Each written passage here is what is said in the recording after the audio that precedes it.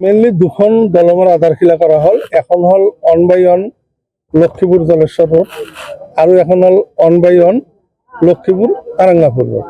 এই দুখন ব্ৰিজৰ সৰ্বমুঠ টকা হ'ল 14,26 লাখ আৰু এখন এখন দলং 80 মিটাৰ কৰি লম্বা।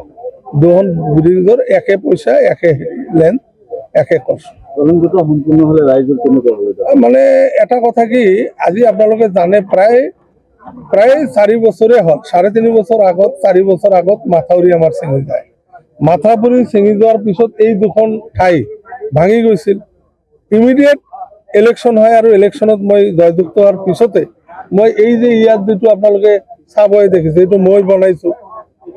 ইয়াতে আপোনাৰ MLA ফাণ্ডৰ টকা দি এইটো বনাইছোঁ। সেইটোতো আমি ফাণ্ডিত বনাইছোঁ। এইটো মানে চাবৱেটো বনাই দিছোঁ যে দুটা চাবৱে বনাই দি মানুহখিনি চলাৰ ব্যৱস্থা।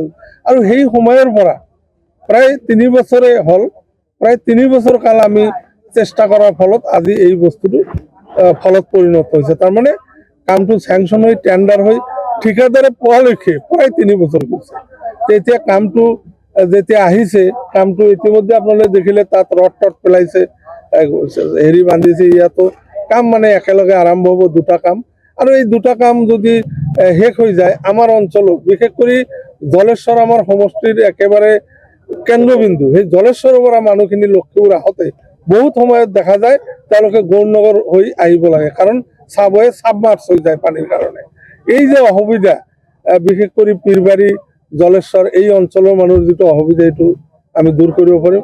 আৰু ইয়াতো যিটো তাৰাংগাপুৰ অঞ্চলৰ মানুহ, তেওঁলোকেও আজি ৰাজমিতা হওক, আপোনাৰ লক্ষীপুৰ যাওঁতে এই ব্ৰিজখন তেনেই দৰকাৰ। গতিকে মই ভাবো যে এই ব্ৰিজ দুখন হলে এই অঞ্চলৰ মানুহ বহুত আমি দেখিবলৈ মানে ঠিকাদাৰজনক মই কওঁ যে ঠিকাদাৰজন হ'ল ইউনিকৰ্ণ বুলি এজন মানুহে ঠিকা পাইছে, ইউনিকৰ্ণ, আৰু এজন পাইছে আতৱাৰ ৰহমান বুলি। তাৰমানে আমাৰ যিখিনি ৰাস্তা, এই ৰাস্তাৰ দুটা পৰ্চন ভাগ হৈছে। এটা পৰ্চন পাইছে ইউনিকৰ্ণ, এটা পাইছে আতৱাৰ ৰহমান। ইউনিকৰ্ণৰ কামটো ষ্টাৰ্ট কৰিছে, আতৱাৰ ৰহমান মানে কামটো অলপ দিন আগত পাইছে। তেওঁ হয়তো আৰু 15 দিন পিছত ষ্টাৰ্ট কৰিব বুলি মোক জনাইছে।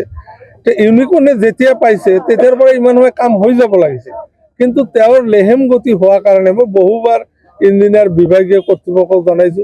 তাৰপিছত আমাৰ মাননীয় সাংসদ ৰকিবুল হাছান ডাঙৰীয়াক ফোনত লগাই দিছিলোঁ, তেওঁ কৈছে, কিন্তু কামৰ গতিটো ইমানেই লেহেমীয়া, সেইটো কোৱা নচলে। তেওঁ প্ৰায় 8টামান ঠাইত, আমাৰ টাকিমাৰীত তেওঁ কাম পাইছে, বৌবাজাৰত তেওঁ পাইছে, মেজেষ্টেৰী ৰাস্তাত তেওঁ পাইছে, তাৰপিছত আপোনাৰ এইটো আপোনাৰ কি কয়, নাই ছয়তান বজাৰটো হলদিবাৰী, সেইটো পাইছে, আৰু বহুত কাম তেওঁ পাইছে। গতিকে তেওঁ কামবিলাক বহু লেহেতীয়া, মই ইতিমধ্যে জনাইছোঁ। আৰু মই বিভাগীয় কৰ্তৃপক্ষক আজিও আপোনালোকৰ আগত অনুৰোধ কৰিলোঁ যে অতি সোনকালে কামবিলাক কৰিব লাগে। জলেশ্বৰ লক্ষীপুৰ ৰাস্তাত 1 ইঞ্চিও ৰাস্তা বাকী নাথাকে, গোটেইখিনি অলৰেডি ধৰা হৈছে। আৰু এই কামখিনি উইদিন 15 ডেজ যিখিনি আৰম্ভ হোৱা নাই, আৰম্ভ হৈ যাব। সোনকালে কৰিব। এই ক্ষেত্ৰত আমাৰ বিজেপিৰ এটা দল, আমাৰ বিজেপিৰ টিম আৰু স্থানীয় যিসকল মুৰব্বীয়ানসকল আছে তেখেতসকলে চকু ৰাখিব। আৰু ইতিমধ্যে মাননীয় ইঞ্জিনিয়াৰ ডাঙৰীয়াই কৈছে যে কামখিনি খুব দ্ৰুতগতিত চলিব। আৰু এই ক্ষেত্ৰত আমি এই কামৰ বাবে আমি ধন্যবাদ দিব লাগিব মাননীয় মুখ্যমন্ত্ৰী ডক্টৰ হিমন্ত বিশ্ব শৰ্মা ডাঙৰীয়াক। আৰু তাৰপিছত আমাৰ স্থানীয় আমাৰ এজন যুৱক ডক্টৰ কাশ্যপ ডাঙৰীয়া এই ক্ষেত্ৰত আমাক সহায় কৰিছে।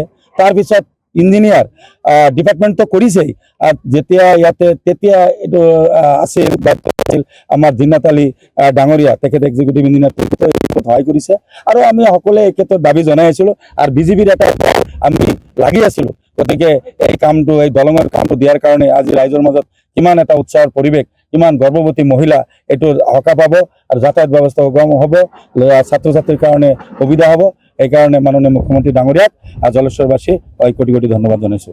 চাওক, চামগুৰিত উপনিৰ্বাচনত যেতিয়া ৰকিবুল হাছান ডাঙৰীয়াৰ পুত্ৰ তানজিন হাছান ডাঙৰীয়া হাৰি গ'ল, এতিয়া ৰকিবুল হাছান ডাঙৰীয়া এটা পেলনীয়া প্লাষ্টিক বটলৰ নিচিনা হৈ পৰিছে। ধুবুৰীবাসীৰ কাৰণে তেখেত এতিয়া গ্ৰহণযোগ্যতা নাই, কাৰণ যেতিয়া 10 লাখ ভোটত তেখেত জিকিছিল MP লোকসভাত, গোটেই ভাৰতবৰ্ষত এটা আলোড়ন সৃষ্টি কৰিছিল। আৰু তেতিয়া দিল্লীৰ মানুহ ভাবিছিল কিমান ডাঙৰ নেতা এজন।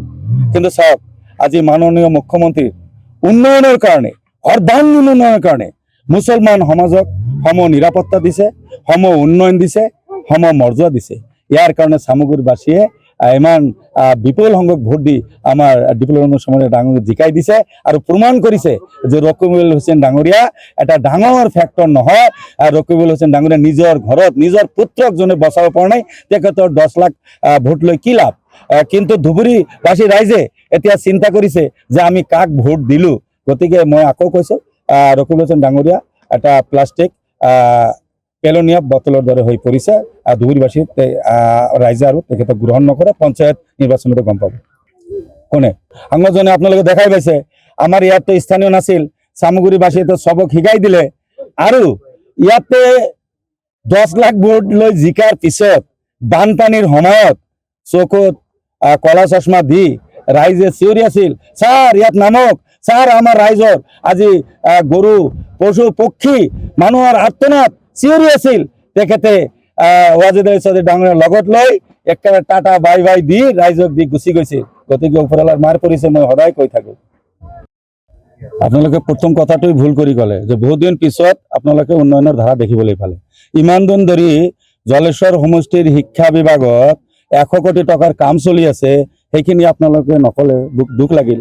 আপোনালোকে যিখিনি এইটো কথা ক'ব লাগিছিল, বিগত দিনত অসমৰ সৰ্বকালৰ সৰ্বশ্ৰেষ্ঠ কৰ্মদক্ষ জনতাৰ জননেতা আমাৰ সকলো শ্ৰদ্ধাৰ মাননীয় মুখ্যমন্ত্ৰী ডক্টৰ হিমন্ত বিশ্ব শৰ্মা ডাঙৰীয়াৰ নেতৃত্বাধীন বিজেপি চৰকাৰৰ দিনত যি উন্নয়নমূলক কাম বা অসমৰ সৰ্বাংগীন উন্নয়ন হৈছে, এই ক্ষেত্ৰত আমাৰ জলেশ্বৰ সমষ্টি মুছলমান মেক্সিমাম মাইনৰিটি মানুহ, এই ক্ষেত্ৰত শিক্ষা যাতায়াত স্বাস্থ্যৰ ক্ষেত্ৰত যি কাম চলি আছে দ্ৰুতগতিত, এইখিনি কথা আপোনালোকে ৰাইজৰ মাজত লৈ যাব লাগে। আৰু এইখিনি কাম কৰাৰ কাৰণে জলেশ্বৰ সমষ্টিৰ হৈ আজি মাননীয় মুখ্যমন্ত্ৰীক কোটি কোটি ধন্যবাদ জনাইছোঁ। আজি ইয়াতে মাননীয় বিধায়ক ডাঙৰীয়া আছিল, আমি 2টা দলঙৰ কাম শুভ উদ্বোধনী কৰিলোঁ। 14 কোটি 26 লাখ টকা আজি এই কামৰ আবণ্টন দিছে। চাওক আৰু বহুত দলং হ'ব, কোন ক্ষেত্ৰত ইয়াত বৈষম্য হৈছে কওক। আজি উন্নয়নৰ ধাৰা অসমৰ 126 সমষ্টি যেনেকৈ হৈছে, ঠিক তেনেকেই আজি আমাৰ জলেশ্বৰ সমষ্টিতো হৈ আছে।